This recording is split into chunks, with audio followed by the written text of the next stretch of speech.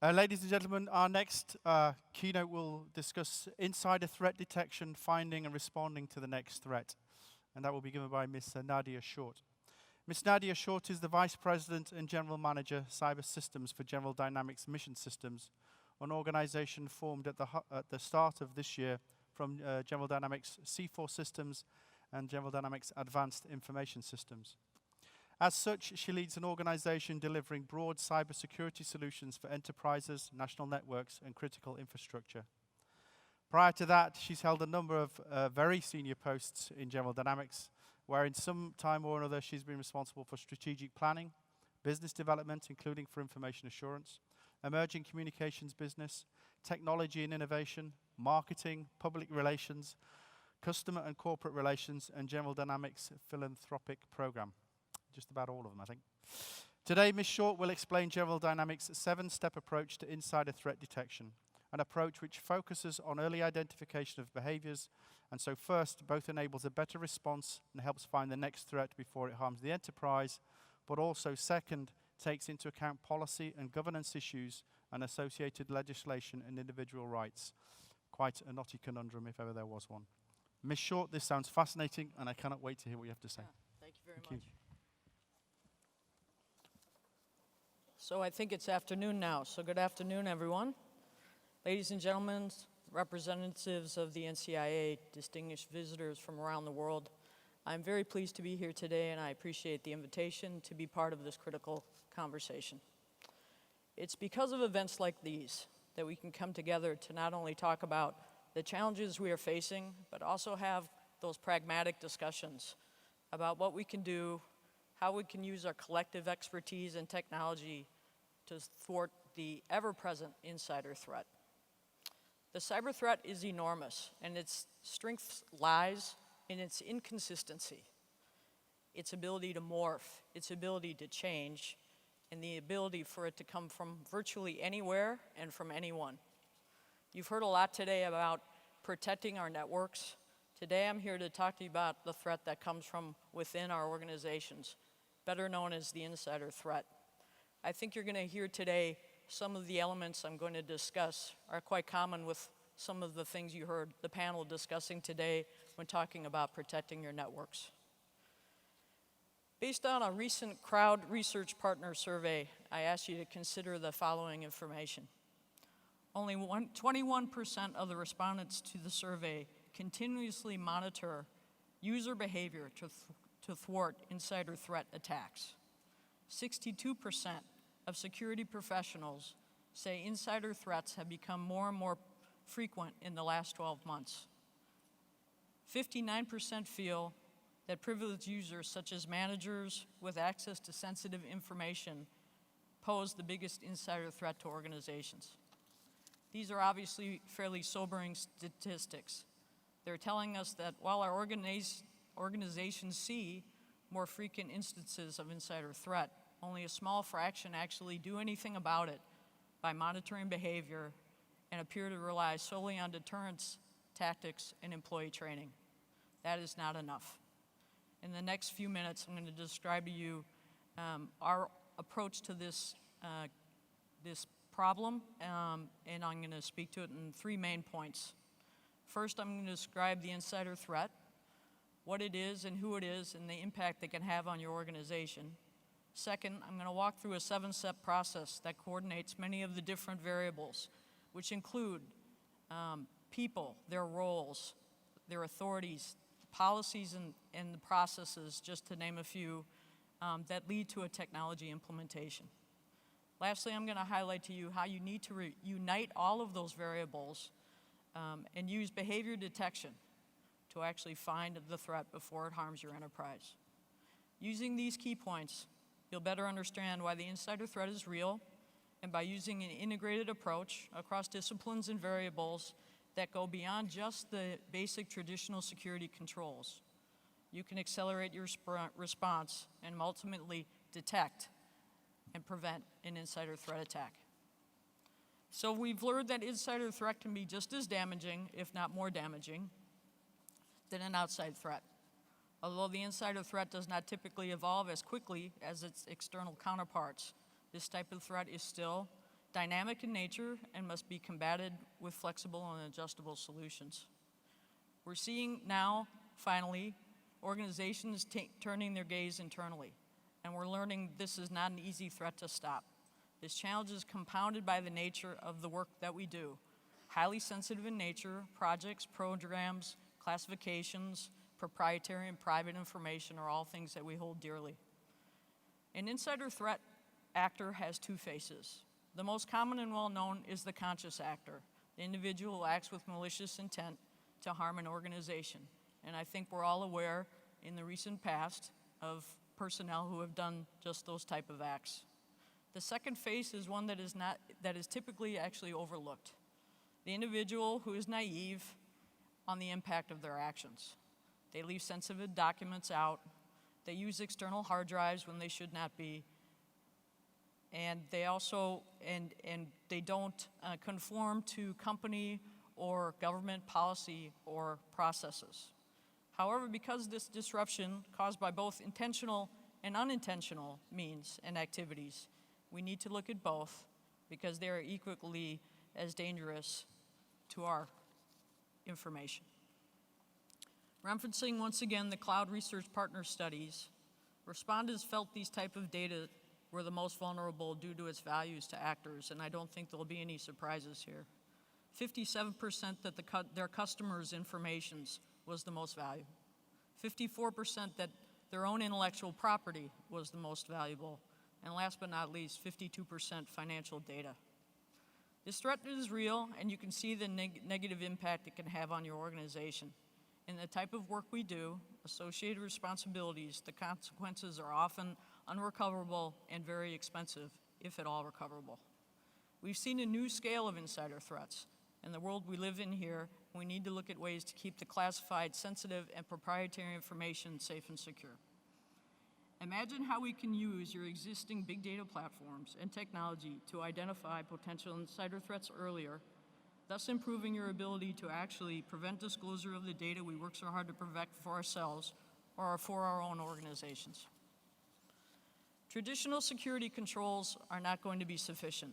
They need to be incorporated into a broader, more holistic solution that takes into account many variables that spans people, processes, and technology. Today, I'd like to talk about an inclusive, comprehensive, proven approach that we've taken to help some of our other government agencies that we support in the U.S., as well as ourselves within General Dynamics, to prevent these type of attacks. First, establishment of processes to ensure establishment of an insider threat detection program. You must acknowledge that this threat is real, and you must embrace the fact that you need to have a program to address it. Guidance on how to set policy and governance that adheres to applicable laws and obviously individual rights.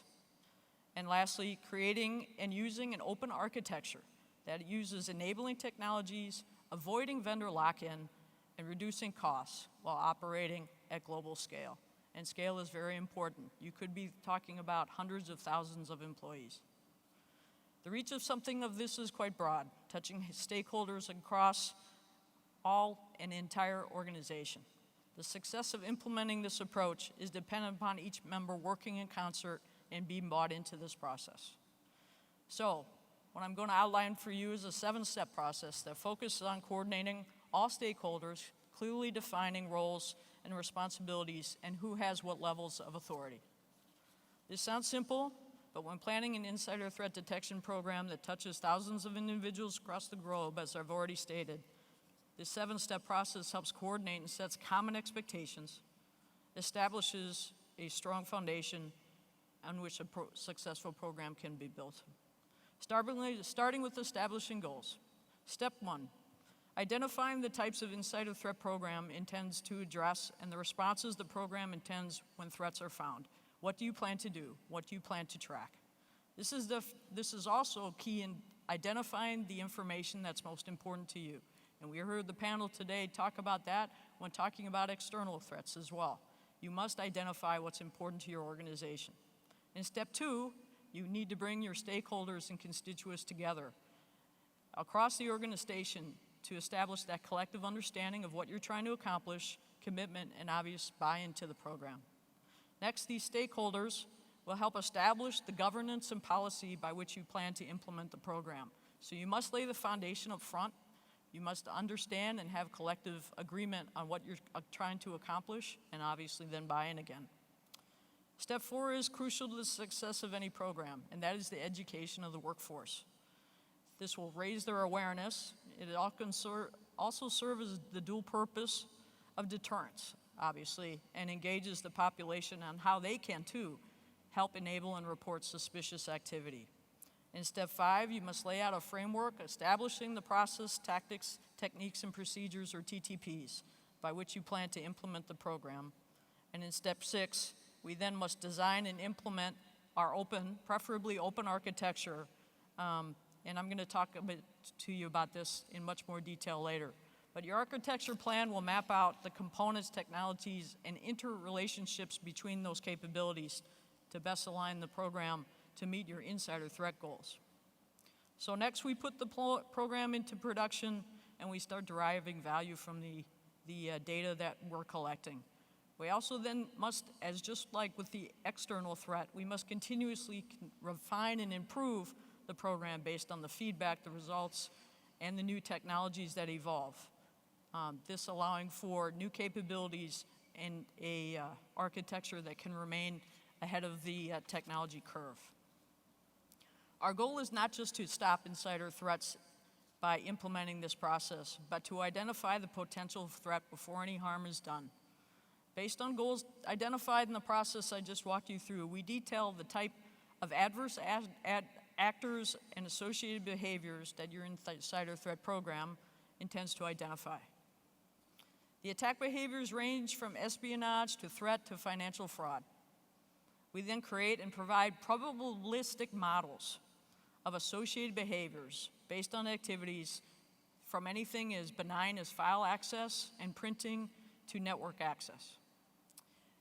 These activities form the basis of observations. We then would look through all of that big data information to find the indicators or actions that are a clue that something might be amiss. Let me give you an example of how you might identify potential sabotage actors. We use 16 primary and 6 secondary indicators, pulled from data analytics, looking at things like network activity to facility access. So what behaviors are we looking for? We're obviously looking for anomalies in behaviors. Humans are obviously creatures of habit. They like to do the same things, they take the same path to work, they eat the same foods. What we're looking for is to get a sense of, is there things they're doing that are not normal or are not part of what they would normally be doing in the performance of their work? Is this person suddenly accessing a part of the network that is not relevant to their job? Have they used system administration rights to adjust accesses or profiles that are inappropriate? Has a person's schedule changed from working a 9 to 5 to randomly arriving early or staying late or coming in on the weekends? These are all things that we're looking for as indicators of abnormal behaviors. We collect these indicators into a behavioral analysis system. The predictive model then provides a report that indicates the probability an individual would demonstrate each behavior. For example, there are 22 indicators in the sabotage model we've created. One indicator is a change in system usage patterns from the individual's historic behaviors. So we use a baseline to indicate what is normal and then to determine what is abnormal. This one indicator alone does not indicate sabotage. However, it is one indicator that contributes to an overall sabotage risk assessment or score. These indicators are all mined from observations with their aggregated of individual data points within a big data architecture. And you can see how quickly we get to big data when we have this conversation. Collecting and analyzing behaviors and indicators creates large data sets of useful and powerful information. But what's most important for you to understand is you're already collecting that information, you're just doing so on very disparate systems. Part of this process is how do you pull all of that together into a common picture to understand what your risk indicators are. You also can see that an architecture and an open architecture is critical to success in the viability of an insider threat program that must continue to evolve. So we'll break this architecture down into 5 tiers. With this 5-tier design, which includes the physical layer, infrastructure, data and processing, platform, and then an element of visualization, we can ensure the functional requirements get allocated to the specific tiers and to the right tier, allowing for each to scale and grow, also very important, at its own pace detected by the threat landscape. It also allows for an open architecture that allows us to use your existing platforms, your existing infrastructure, and your existing technology investments, but then to rapidly insert by function and when and where it is needed. It is not just about adding technology. It is about understanding the intricate insertion of mission-enabling capabilities and the intricate points between them that allows this tier program to operate successfully and at a global scale. Our architecture allows you to have what you need when you need it without having to rebuild, because we know that that is not cost effective. But it will provide you a foundation so that you can address insider threats in the context of emerging technologies. We've seen this approach work on many programs that we support, and we actually apply these processes within our own networks at General Dynamics ourselves. So let's look at this technology stack a bit more closely. What is important to keep in mind is that each tier is managed separately, as well as collectively and simultaneously. Each tier operates independently and is part of the same stack at the same time. The physical layer of the insider threat mission relies on establishing a secure enclave containing the compute and storage infrastructure to enable the mission. The infrastructure must be able to scale the compute needs and storage based on your retention policies and other program activities. We scale the compute requirements based on the size of your population, the reassessment rate you desire within your program, as well as the risk storing that you plan to implement. This rate determines how often the system reassesses a single individual within a population against all attack models. The algorithmic approach used scales for daily, weekly, or near continuous depending on the available compute power and the needs of the organization. In the architecture, we segment the functional components from the physical hardware using a virtual layer. This allows us to get more out of each server. We can also replace or scale the hardware independently.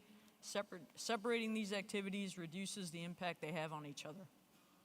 Next, we organize the data and processing requirements into 4 independent layers to receive all the insider threat data and alert the analysts that you have to adverse behaviors in the organization.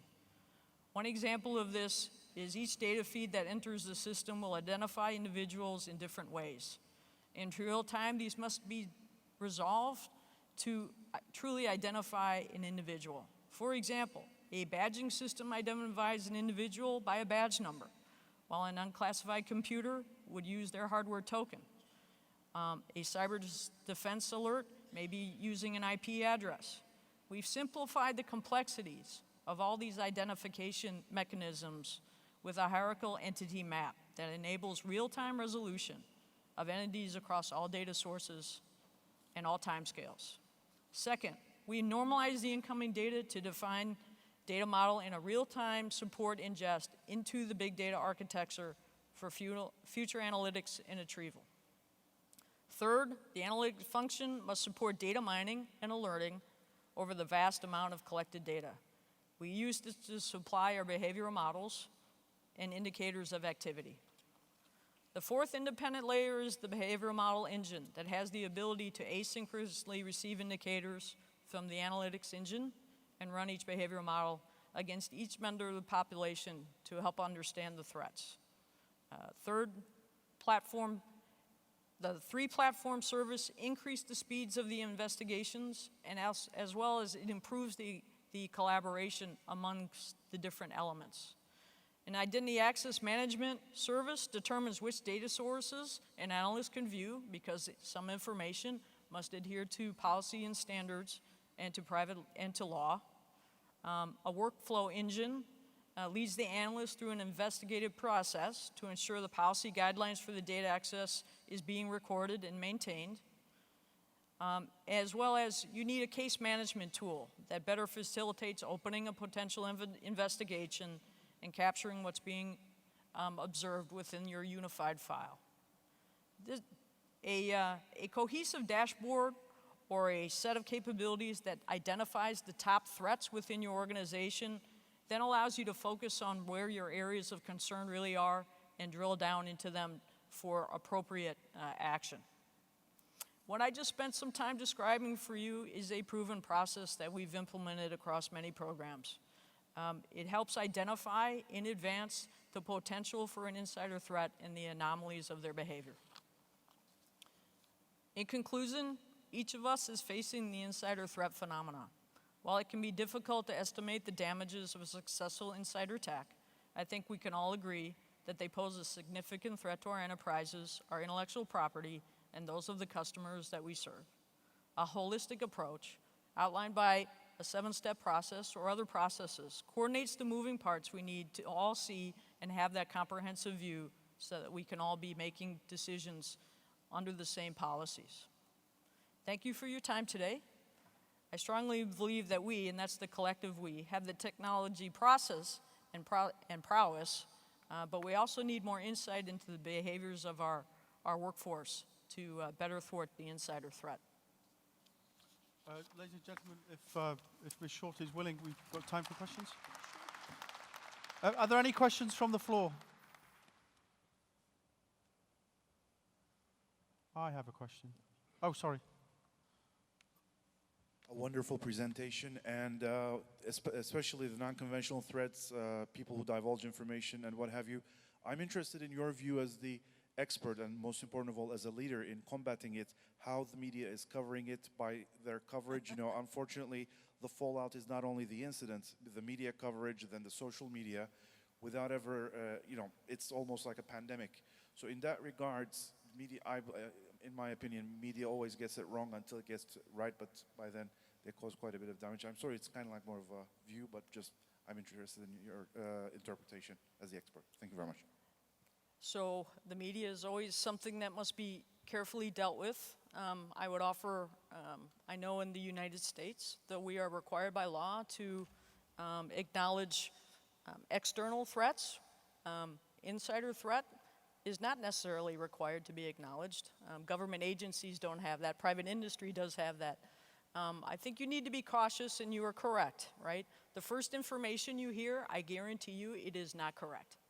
How it happened, why it happened, et cetera, et cetera. So I would offer that if you're really interested in identifying, and so we can get lessons learned from those things, you have to wait for the true investigation to be done. The media can kind of blow things out of proportion a bit, but only because I believe that the initial information is always not the correct information. It takes a while to determine how things happened, why they happened, and I would be quite candid, in most cases it's because someone did not adhere to a policy or procedure that was already in place that needed to be done. Does that answer your question? Thank you. Well, ladies and gentlemen, unfortunately, time is against us once again. Ms. Short, thank you very much indeed. This is a little different.